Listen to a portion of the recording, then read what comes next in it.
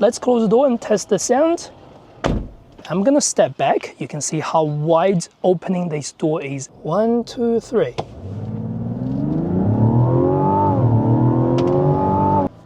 Hey guys, this is Ju, welcome to the channel. Today we are driving the Mazda CX-90. This is the first kind of Mazda I've tested over the last few years for the Mazda lineup. Today we're going to have a quick walk around for the exterior, interior, and I'll lead you to a POV drive to let you know my driving impression about the Mazda CX-90.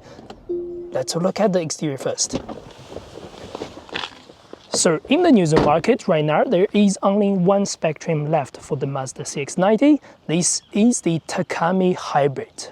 This is powered by a 3.3-litre inline-6 turbocharged petrol motor, along with that, a mild hybrid booster at the back. In terms of vehicle design, this is the biggest Mazda passenger vehicles Mazda has ever made. It is just at 5.1 meters long, with the wheelbase sits at 3.12 meters. The height of the vehicle is just over 1.7, and the width of the vehicle is close to 2 meters. So it's not a small car in any dimensions at all. In the New Zealand, this vehicle is retailed at 92,990 plus ORC. If you're going to purchase one of these vehicles, reach out to the team at Armstrong Mazda in Botany in Auckland. They will be able to make sure you get the best deal out of the vehicle. Now, from the exterior, this looks quite different from the discontinued Mazda CX-90. In comparison, this is also longer, larger than the Mazda CX-90. But this is also maybe cooler from the interior, from the exterior. Now at the front, big black grille over here. We've got chrome bars running in between. On the side, full LED headlights with, of course, daytime running. The daytime running goes through here with a small cover on the side, which looks quite cool on the road. This vehicle is finished in a burgundy color. Not going to be the color I like, but it might look cool for someone else. Over here, you get 21-inch alloys, two-tone finish. Look alright, and inline 6 just on the side means this is a 6-cylinder vehicle, and it's, to be fair, very rare on this market right now. Underneath, silver plates just over here, some black trims on the B pillar and C pillar, then chrome on the top, plus roof rail bars on the top. Now from the sides, you're going to see these big doors on the side since it's just big long wheelbase, so getting to the back is going to be really good. Again, I'll show you that soon. And at the back, we're going to get the LED tail lights. They do look alright. It's kind of continued Mazda design, and there is a slopey windscreen over here. You can see that, and the tailgate does have a small bump just over here. Now, what do you think about the exterior design? Please let me know in the comments. First thing, let's step inside at the front driver's seats.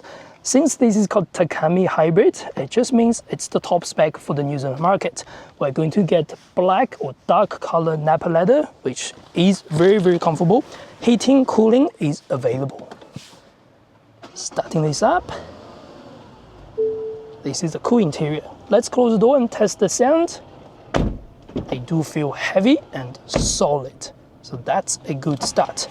Now, in terms of the dashboard, this is about 12.3 inch with a HUD on the top.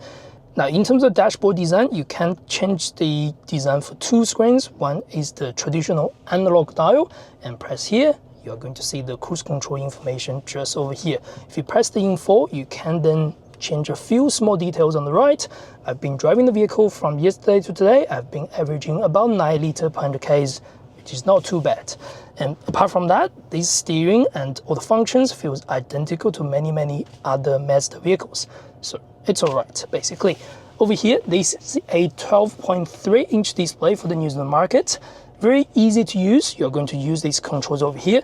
Although the screen does have the touch screen, connectivity or capability, it's only available under Apple CarPlay and Android Auto for that touch sensitive. Otherwise, you have to rely on these dials over here to go into your settings, go into your navigation, and also your music. Speaking of the music, the vehicle does come with a 12-speaker Bose sound system, and they do work all right. The screen itself looks quite crisp. It's got really good response time. At the same time, there's not much functions behind it. You need to do entertainment for your music, communication for your phone connection, navigation, the inbuilt, and settings that allows you to set quite a few things, and that's pretty much it. It's very easy to get used to. If you have driven any other Mazda vehicles, This is such an easy car to get used to, and there's no gimmicky things at all. And you do have the 360 view camera, which is over here. It's all right, looks quite clear. And along with that, physical buttons underneath for everything about your climate control.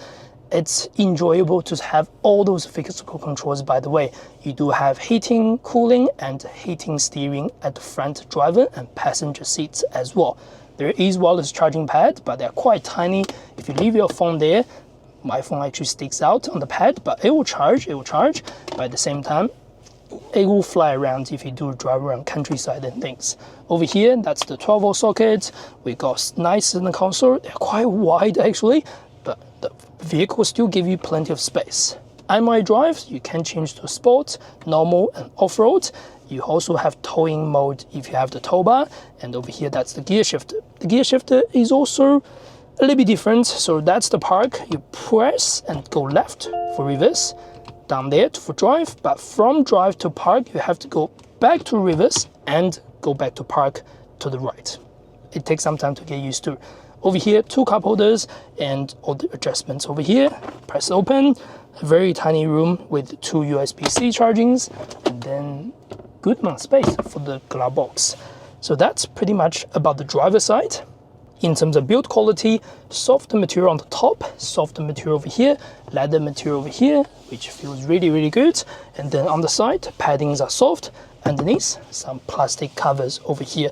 I do think the interior looks quite nice, but at $93,000, someone may expect some material to be a little bit better. For example, the steering feels quite hard, but it's not too bad compared to some Japanese or Korean rivals on the same market. Speaking of steering, you do have electric adjustment, which is again quite rare to find at the moment.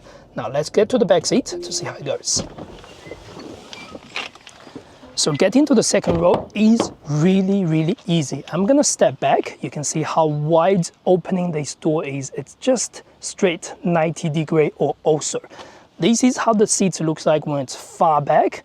I've got plenty of leg room.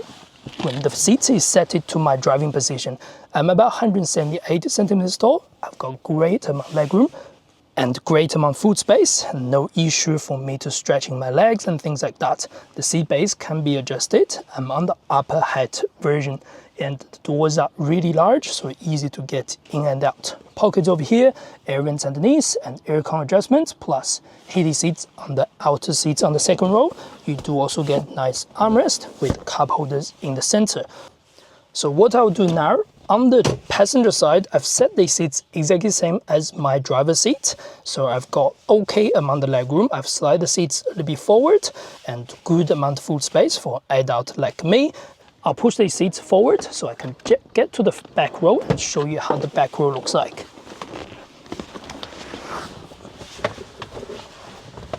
All right, this has been set to the position I'm okay for an adult like me, and this is how the third row looks like.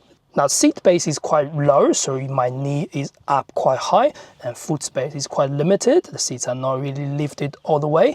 It's still not too bad. Coming from a 7-seater SUV, this is larger space compared to something like a Toyota Highlander, Kia Sorento, and also the Hyundai Santa Fe overall in terms of space and size. It's not too bad. I think personally I'll be okay to sit here for a 20 to 40 minutes drive without complaining too much at the last row. In terms of functions, you do get air vents on both sides, USB-C charging on both sides, and light in the center just over here. Now moving to the boot, you do have a sweep underneath that will actually open, of course. Tailgate is power tailgate just over here. If we remove this cover, you are going to get around 260 liters of boot volume when the seats are all the way back. It's not too bad, it's quite long and you can stack things up. Underneath, there's not much storage, just a small box in here and there. And then if you do drop the rear seats like this, it's easy drop, one reach, and that's all down. So when the second row seat is all the way back, you're going to get more than 600 liters boot volume. Again, not too bad at all. Length and width is pretty good. If you do drop the second row, 40-60 split, that's gonna create more than 2,000 liters of boot space. Again, these cars are 5.1 meters long, you'd expect the space to be really, really good. Over here, you get 12 volts charging over here and a 3-point charging with the AC up to 220 volt. That's the boot space. Alright, we're back to the driver's seat. Let's quickly talk about the visibility. Front is reasonable, not too bad at all. Rear windscreen is good, but if you are going to sit anyone on the third row, you're probably going to miss all those views, everything. But side is pretty good. Over here, the side is really good. I love the gap over here. The only thing for New Zealand market, all the New Zealand new Mazdas will get all the zoomed mirrors on the right. I still don't like it, but it's just every Mazda will get that. You can't skip that. Anyway, let's get it on the road to see how it goes. First thing, the drivetrain. So in New Zealand, only one drivetrain available right now. It is the petrol hybrid, 3.3 litre turbocharged 6-cylinder or inline 6-cylinder petrol motor, and with a 48 volt mild hybrid booster. In total, you are going to get 254 kilowatts of power, 500 Newton meters of torque. Numbers are huge for the size and for what it pumps out. The vehicle is all-wheel drive as standard, but based on some online readings, the vehicle does send most of its power to the rear wheel, so it kind of drives like a rear-wheel drive vehicle in most scenarios. All that saying, it's a really good handling machine. The vehicle does have an 8-speed transmission, automatic of course, and yeah, it works really, really well, and for my opinion. The good thing about old Mazda vehicles, they are quite engaging on the steering controls. You're going to get good amount of steering feedbacks around the corners and things, and this car is no exception either. Even if this is a big car with more than 3.1 meters long on the wheelbase size, it is still fairly easy to drive, maneuver at low speed around the corners and things. The pedal is quite firm, or I should say it's quite aggressive in some sort of pedal travels. Even at light pressing, you just feel there's plenty of power behind the wheels to get the vehicle going and get the momentum up on the accelerator. Even at the normal mode, the engine sounds quite loud, but this is the 6-cylinder engine, you do expect that. And the sport mode, it just sounds louder, or I should say sounds better, because it's got great amount of feedbacks from the engine, from the transmission when you travel at low and high speed. It is safe to say this is not a slow car in any ways. I think some online testers test the vehicle 0 to 100 just over 8 seconds. Well, being such a big car, it is good acceleration. Not say super sporty, but it is not bad at all. The towing capacity rating on the brochure says 2.5 ton kilograms if it's braked, so it's not too bad either. But do remember, if you drive something like a diesel vehicle, you probably get just a little bit more in this segment. And in terms of suspension setup, it's double wishbone at the front, multi-link at the back. It's quite supportive at low speed. In some cases, it does feel a little bit firm, but it's not like a, let's say, sporty firm. It's more of a nice firm feel around the corners and things, and going around the corner here, it's just easy to travel. It's got good feedback on the steering, and you can hear that engine noise and engine roaring. You are going to feel that once you start driving. Let's go around this corner and get it on the acceleration to see how the acceleration works on this vehicle. All right, we won't come to a complete stop, but we'll just do a quick acceleration. 1, 2, 3.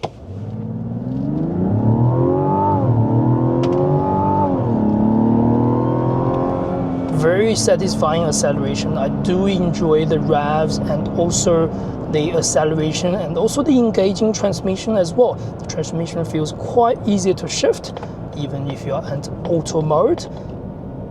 And you can feel the pedal is just always be ready for you. Being a 6-cylinder turbocharged petrol motor, there's just no shortage of power whenever you need it, and that's the cool part about the Mazda CX-90.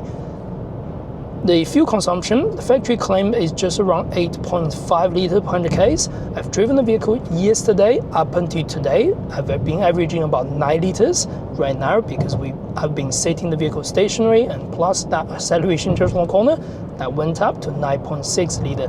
But I think you can easily achieve somewhere around 9 to 10 litre per 100 kilometers on the fuel consumption. Being a large car like this, being a beautiful motor and great acceleration, I think you will accept that. In terms of driving on the motorway, you can feel the vehicle is solid and it's relatively comfortable. It kind of rides the road just like the Mazda CX-90, which is discontinued now. So relatively comfy, good soft suspension, we need it. But when you are going around the corner, the suspension definitely gets firmed up and definitely will give you many acceleration and also support around the country roads if you need that. In terms of noise on the motorway, I do feel this is a lot nicer compared to the discontinued Mazda CX-90. This car feels well made from the material and everything. It's definitely not noisy at all. This car I'm driving right now has done more than 17,000 kilometers, and I don't feel any of the tire rolls and on the motorway, including the wind noise and things like that. It's quite muted when you get inside the vehicle. And just like that, normal mode around these corners are just easy to travel. There's a bit of body roll, but it's not too much.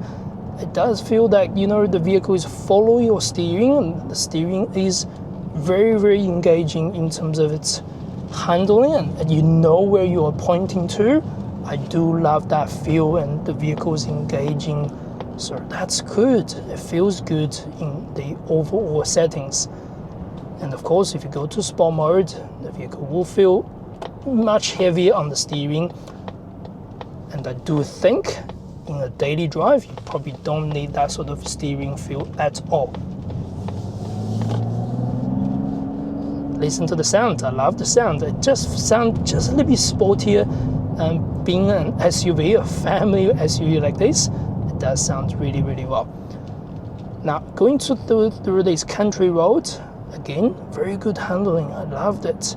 The vehicle has ground clearance just over 200 millimeters, so it's not a low vehicle on the ground, but when you go around the corners, you just feel the car stating on the ground very well. It's very well positioned, let's say. And a little bit noise over here with the road surface and things, it's understandable. But yeah, it's good. I do enjoy the driving part of the Mazda CX-90. I think the unique thing about this vehicle is, first thing, its size. It's huge in terms of its dimensions and things. It still can fit 5 or 7 adults easily. At the same time, the driving part of this vehicle is very nice. It's just very engaging. It's got a good, sporty feedback through the country road and nice, comfortable ride on the motorway. So it's nice all-round vehicle on the market. Now, if you're looking to purchase this vehicle, reach out to the team at Armstrong Mazda in Botany. I'm pretty sure they will give you a really good deal when you come to your next Mazda purchase. If you found my video helpful, the best way to support the channel is to subscribe. Thanks for watching. I'll see you next video.